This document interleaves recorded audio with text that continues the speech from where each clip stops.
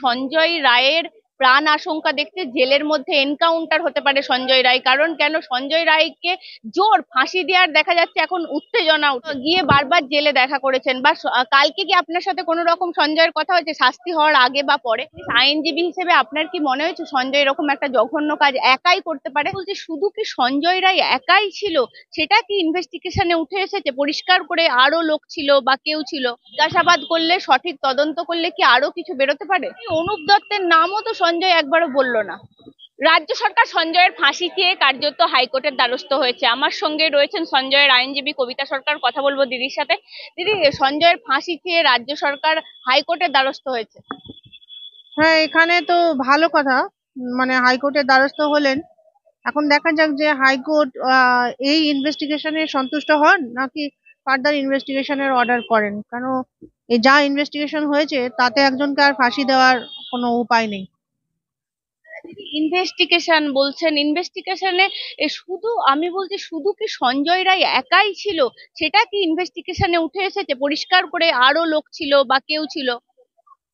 হ্যাঁ, আরো লোকের ইনভলভমেন্ট তো আছে, যেগুলো আমরা সিএফএসএল এর ডিএনএ রিপোর্ট থেকেই আমরা জানতে পারছি। কিন্তু সেই সংক্রান্ত কোনো জিনিস তো আর ফার্দার কিছু আর হলো না। সবটাই ওর ঘাড়ে চাপিয়ে একটা রায় ঘোষণা করা হয়ে গেল। আর যেটা হলো, যেটা প্রসিকিউশন তো চেষ্টা করলোই না, ডিফেন্সও চেষ্টা করলো না। কেন চেষ্টা করলো না? আপনাদের হাতে তো ছিল কেসটা দিদি। হ্যাঁ, আমাদের হাতে ছিল, কিন্তু এখানে অ্যাজ পার গাইডলাইন এটা কিন্তু আমার একার কেস নয়, এটা একটা ডিপার্টমেন্টের ব্যাপার। আর ডিপার্টমেন্টে আমার যারা সিনিয়র র্যাঙ্কে আছেন তারাই মোটামুটি ট্রায়ালটা করবেন, এটাই decided as per NALSA guideline. তো সেই হিসেবে আমি অ্যাসিস্ট্যান্ট হিসেবে থাকলেও ডিসিশন মেকিং পাওয়ার হলো তাদের।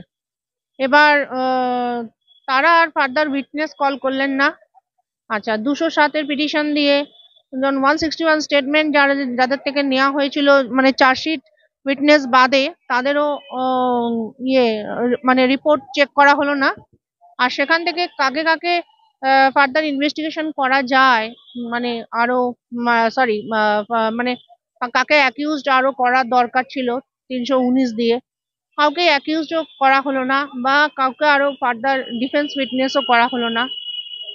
তাহলে আমি আমার যে কিছু স্ট্রিক্ট গাইডলাইন আছে 319 সম্পর্কে, যেটা সিআরপিসি আমি বলছি, বিএনএস এর প্রভিশন গুলো অবশ্য 207-এর হলো 230, 319-এর কত আমার জানা নেই। সেখানে কিছু স্ট্রিক্ট রুলস অ্যান্ড রেগুলেশনস আছে, যেগুলো ফলো করলে সঞ্জয় বাদেও আমি কাউকে অ্যাকিউজড হিসেবে আনতে পারি। একটা জিনিস, সঞ্জয়ের সাথে আপনার কথা হয়েছে জেলে গিয়ে? বলছি সঞ্জয় ছাড়া সঞ্জয় কি আর কারো নাম আপনাদেরকে বলেছে? না, ও কারণ আমার বলছে না। আর আমরাও সেটা জানতে পারছি না। আপনি জানতে চেয়েছিলেন? হ্যাঁ, আমরা কালকেও জানতে চেয়েছিলাম যে এখন তো কনভিকশন হয়ে গেছে। ও বলছে আমি এইসব ব্যাপারে আর কিছুই জানি না।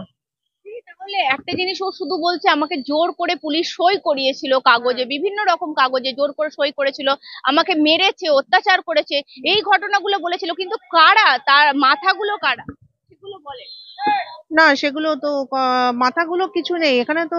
ডাব্লিউজি সেল, লালবাজার যেটা হয়েছে, ডিডি লালবাজার, তারাই কিছু এভিডেন্সের, ফলস এভিডেন্সের ক্রিয়েট করে ওকে ইমপ্লিকেট করেছে এই কেসে। আর ওর সঙ্গে এরাই করেছে, পুলিশই করেছে, আর বাইরের কেউ করেনি। ওকে কে ডেকেছিল ওই দিন রাতে? কে ফোন করে ডেকেছিল? অনুপ দত্তের ফোনেই ও এসেছিল। Police officer Anup Dutta? SI পদে আছেন, আর উনি হলেন ওয়েলফেয়ার বোর্ডে আছেন। উনি ডেকেছিলেন? হ্যাঁ হ্যাঁ, কলকাতা পুলিশ ওয়েলফেয়ার বোর্ডে। সেই অনুপ দত্তের নামও তো সঞ্জয় একবারও বললো না।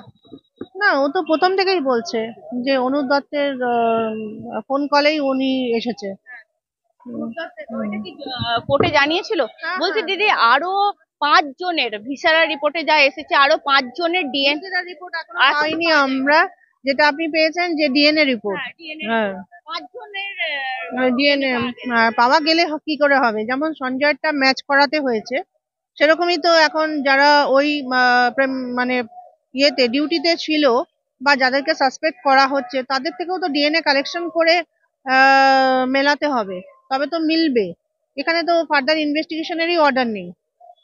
দিদি, কালকে যখন কার্যত যাবজ্জীবন ঘোষণা হলো, বিরল থেকে বিরলতম কেস নয় এটা বিচারপতি বললেন, নাকি শুধুমাত্র আইনজীবী সেজুতি কি একজনের নাম এসেছে আইনজীবী, তার ডিফেন্সে নাকি না, এটা তো নয়, এটা আমাদেরই উনি অ্যাসিস্ট্যান্ট। এটা লিগাল এড এর নাম আসা উচিত। লিগাল এড এর আন্ডারে আমরা 4 জন উকিল এটা লড়ছি। আমি প্রথম থেকে লড়ছি। আর ওরা পরে পরে 2 জন সিনিয়র হিসেবে যোগ দিয়েছেন, আর সেজুতি তো অ্যাসিস্ট্যান্ট, ওর তো এগুলো করার পাওয়ারই নেই। না, আমি বলছি ওনার কি সওয়াল করেছে তার ফলেই নাকি আজকে এই সওয়ালের জন্য ওকে তো কিছু ডিপার্টমেন্টাল প্রসিডিংও ফেস করতে হবে, কেন কারণ এটা তো ওর করার এখতিয়ার নেই। ও বলেছে এই সওয়ালের পরেই তাকে মৃত্যুদণ্ড থেকে কার্যত নাকি বাঁচিয়ে নেওয়া হয়েছে। সেটা হতে পারে, কিন্তু এই সাবমিশন তো করবে আমাদের চিফ বা ডেপুটি, ওনার তো এগুলো করার ক্ষমতা নেই। দিদি, আরেকটা জিনিস আমি জানতে চাইবো, সঞ্জয় রায়ের প্রাণ আশঙ্কা দেখতে জেলের মধ্যে এনকাউন্টার হতে পারে সঞ্জয় রায়, কারণ কেন সঞ্জয় রায়কে জোর ফাঁসি দেওয়ার দেখা যাচ্ছে এখন উত্তেজনা উঠেছে। দেখুন, এগুলো কি হতে পারে আমরা সেগুলো নিয়ে কথা বলবো না, আর এগুলো বলার আমার ক্ষমতাও নেই। যেগুলো আমি ফেস করেছি আমি সেটাই বলতে পারি। জিজ্ঞাসাবাদ করলে, সঠিক তদন্ত করলে কি আরো কিছু বেরোতে পারে? জিজ্ঞাসাবাদ তদন্ত তো এনাফ হয়েছে।